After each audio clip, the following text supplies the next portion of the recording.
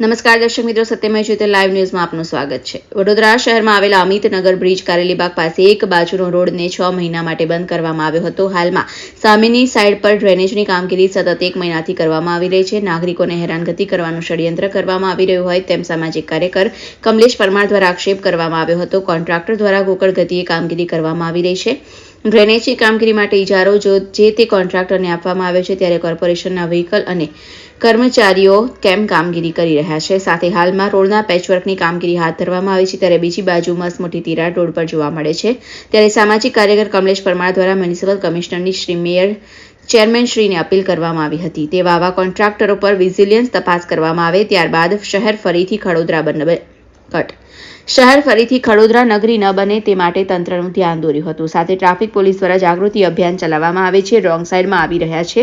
અમિતનગર બ્રિજની આજુબાજુના સોસાયટીના રહીશો ત્રાહિમામ પોકારી ઉઠ્યા છે। જો કોઈ પણ અકસ્માત સર્જાય તો જવાબદાર કોણ, તેવા પણ સવાલ ઉભા કર્યા હતા।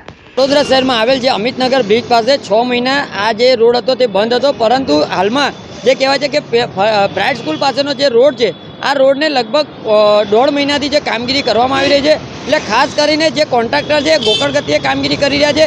સાથે જે કહેવાય છે કે જે ઇજારો આપવામાં આવ્યો છે જે તે કોન્ટ્રાક્ટરને, પરંતુ જે ડ્રેનેજની કામગીરી પૂર્ણ થઈ છે ત્યારે જે કહેવાય છે કે કોર્પોરેશનના ડમ્પર અને જે જેસીબીને ફરી રહ્યું છે, એટલે ખાસ કરીને જે તે કોન્ટ્રાક્ટરની કામગીરી હોય છે, પરંતુ કંઈક ને કંઈક લાગી રહ્યું છે કે કોર્પોરેશનની અને કોન્ટ્રાક્ટરની સાંઠગાંઠ હોય તેમ પણ લાગી રહ્યું છે। સાથે જે કહેવાય છે કે રોડ પર જે ફાટ પડી છે, હાલમાં જે ડ્રેનેજની કામગીરી પૂર્ણ થઈ, પરંતુ જે કહેવાય છે કે જે ફાટ પડી છે એને ફરીથી રોડ બનાવવામાં આવે।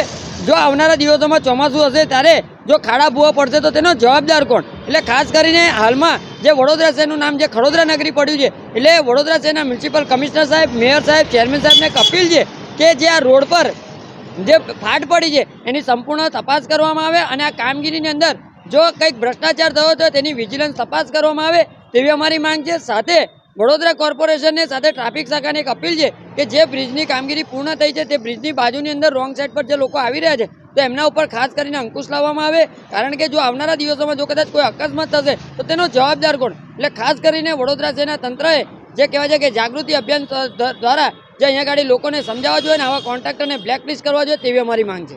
રિપોર્ટર સની સિંધે, સત્યમય જ્યોતિ લાઈવ ન્યૂઝ, વડોદરા।